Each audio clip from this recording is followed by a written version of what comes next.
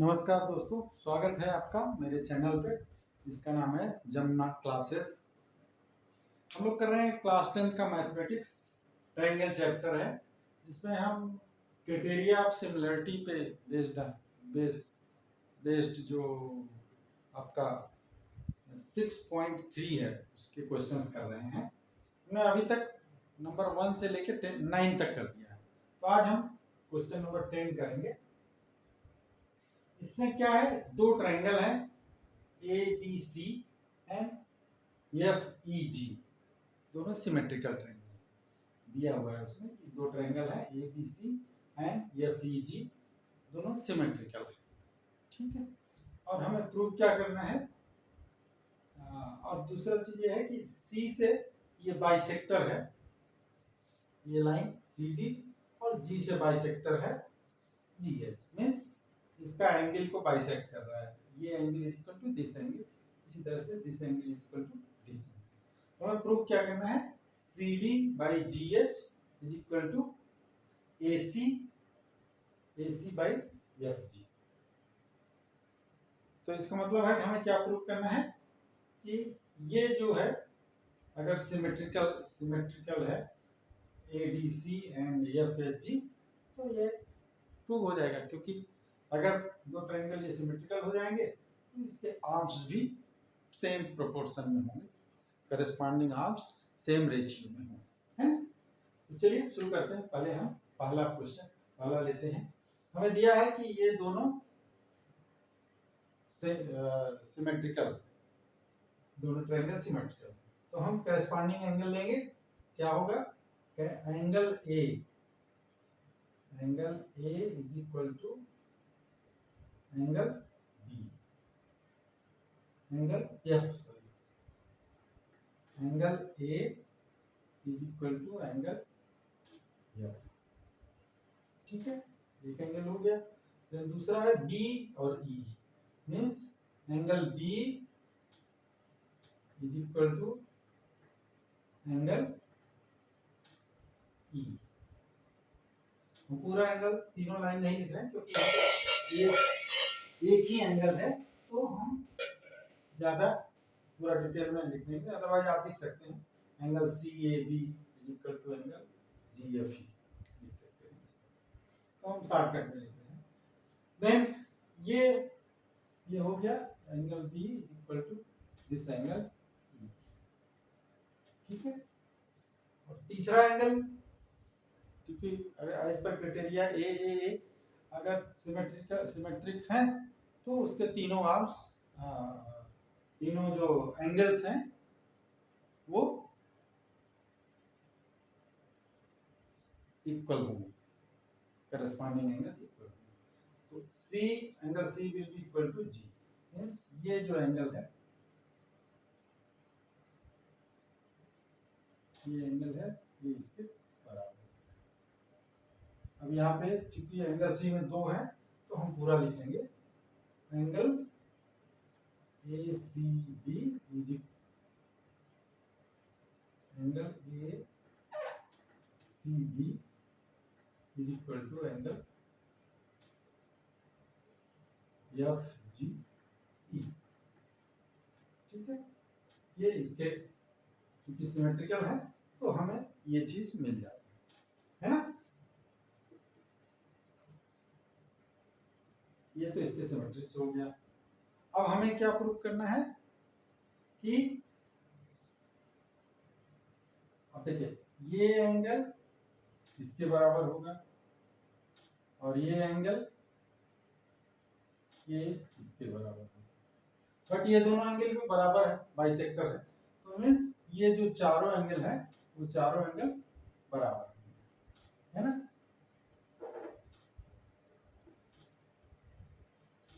इसके बराबर, ये इसके बराबर, और ये चूंकि पूरा angle C is equal to angle G, तो इसके जो बाइसेक्टर्स हैं वो भी बराबर है ना। अब हमें इसके लिए क्या करना होगा, इसके लिए हमें प्रूव करना होगा कि A C D A F G H के सिमेट्रिकल। तो हम कैसे करेंगे, लिखेंगे in triangle A D C and triangle F H G. ठीक है, क्या देखते हैं हम? पहले तो angle A is equal to angle F, ये हमें यहां से मिल गया, है ना। देन दूसरा एंगल देखिए, ये वाला angle A C D is equal to angle F G H. ये लिख दीजिए, क्या है ये? Bisectors of this angle C and G. Bisectors हैं, क्योंकि सी और जी बराबर है तो उसका बाइसेक्टर भी बराबर। ठीक, इससे हमें क्या प्रूव हो गया? हम जब क्राइटेरिया ए के हिसाब से अगर किसी दो ट्रायंगल के दो एंगल, एक एंगल इसके बराबर हो गया, दूसरा एंगल इसके बराबर हो गया, तो क्या हो गया? ये दोनों सिमेट्रिकल हो गए। मींस यहां ध्यान रखिएगा, ए एफ के बराबर है, तो ए अगर यहां लिख रहे हैं ट्रायंगल ए बी सी, ऐसे लिख रहे हैं A B C symmetrical to triangle, A के करस्पॉन्डिंग कौन सा एंगल है? एफ। डी के करस्पॉन्डिंग कौन सा एंगल है? एच। और सी के करस्पॉन्डिंग कौन सा एंगल है? जी। ठीक है, तो इसलिए क्या हो गया? As per criteria A angle we can say that triangle ADC symmetrical to F H G. ठीक है, अब नाउ अगर ये सिमेट्रिकल है तो as per yes side rule जो थ्योरम है उसके हिसाब से क्या होगा? साइड सेम प्रोपोर्शन में होंगे। मींस जो सबसे छोटा आर्म्स कौन सा है? ये।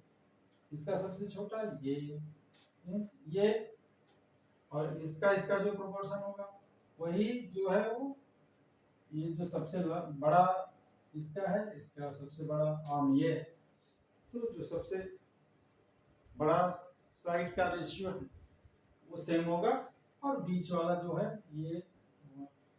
ये वाला सेम रेशियो होगा। ठीक है,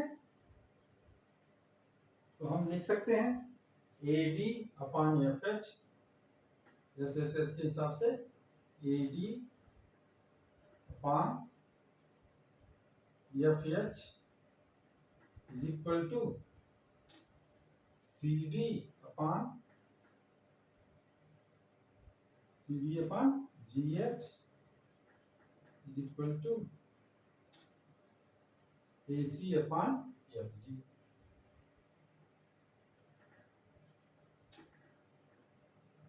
ठीक है, मतलब जो आर्म्स के रेशियो, जो साइड्स हैं उनका रेशियो सेम होगा। तो हमें प्रूफ क्या करना था? ये प्रूफ करना। ठीक है, ये हो गया क्वेश्चन नंबर 1, पार्ट 1 हो गया क्वेश्चन नंबर 10 का। अब हम पार्ट 2 लेंगे। ये वाला हमें क्या प्रूव करना है? Triangle DCB and symmetrical to triangle HGE, ये प्रूव करना है। चलिए इसको मिटाते हैं। इसको क्या करना है? हम दूसरे में हम लिखते हैं in triangle DCB and triangle HGE। ठीक है, हम वही चीज लेंगे, सेम एंगल रेशियो से ही, एंगल के हिसाब से हम चेक करेंगे। ठीक है, हमें पता है ये angle D is equal to angle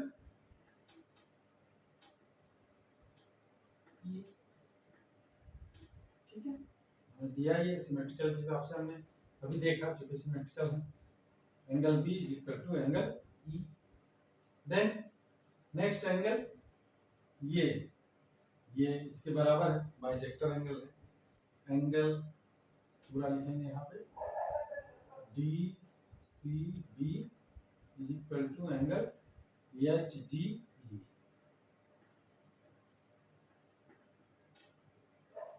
ठीक है, दो एंगल मिल गया, तो एज पर एंगल क्राइटेरिया क्या हो जाएगा, this triangle is symmetrical to this triangle. Only thing लिखेंगे कैसे, D C B, triangle D C B symmetrical to, देखेंगे अकॉर्डिंगली ट्रायंगल डी किसके इक्विवेलेंट है, डी एच के इक्विवेलेंट है, सेम है, इक्वल है। नेक्स्ट इज सी, सी किसके बराबर है, सी ये वाला, ये जी के बराबर है, जी लिख दिया। Next is angle B, B किसके बराबर है, जी।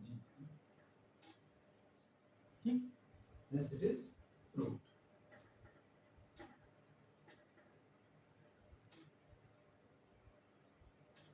ओके, सेम वे बिल्कुल इसी तरह तीसरा भी है, थर्ड भी है, इसमें भी हम ऐसे लिखेंगे, in triangle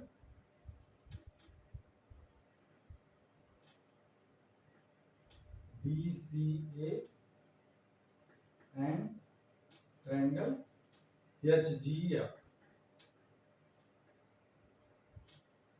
BCA and HGF, इसको भी हमें सिमेट्रिकल प्रूव करना है ना।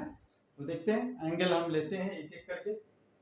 पहला क्या है, H, angle A angle F के बराबर है ना, angle A is equal to angle F. क्या, ये ऑलरेडी हमने देखा हुआ है, उसमें क्योंकि ये सिमेट्रिकल था तो हमें वो मिल गया था। ठीक है, देन दूसरा देखिए, इसमें और कौन सा है, ये एंगल इसके बराबर है, means angle ACD is equal to angle FGH।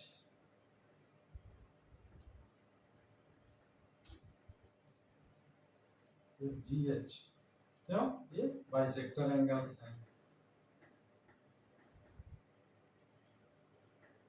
Bisector angles of angle C and G respectively. क्योंकि एंगल C एंड G बराबर है तो उसका आधा भी बराबर ही होगा, है ना, तो ये इक्वल हो गया। अब जब देखिए, एक ये एंगल इसके बराबर हो गया, ये एंगल इसके बराबर हो गया, तो एज पर क्राइटेरिया ए क्या हो जाएगा, ये ट्रायंगल इसके सिमेट्रिकल, मींस जो DCA है, DCA triangle DCA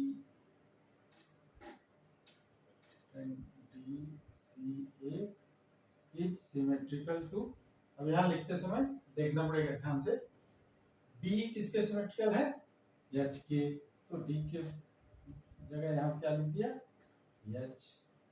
then C है, उसके बाद C किसके बराबर है, C G के बराबर है, यहाँ लिख दिया G। और देन A किसके बराबर है, F के बराबर है ना। ये सीक्वेंस का बहुत ही ज्यादा इंपॉर्टेंस है, ये बहुत ध्यान देने की जरूरत है, क्योंकि DCA is not symmetrical to GHF। अगर इसका सीक्वेंस इधर उधर किया तो सिमेट्रिकल नहीं, तो ये बहुत ध्यान से लिखना है, लिख दिया, यही प्रूव करना है, हेंस इट इज प्रूव्ड। तो ये तीनों पार्ट हो गए, ये भी हो गया, ये भी हो गया, और ये थर्ड वाला प्रूव हो गया। तो आपका क्वेश्चन नंबर 10 हो गया। नेक्स्ट क्वेश्चन करेंगे नेक्स्ट वीडियो में, तब तक के लिए good day, have a nice day, bye.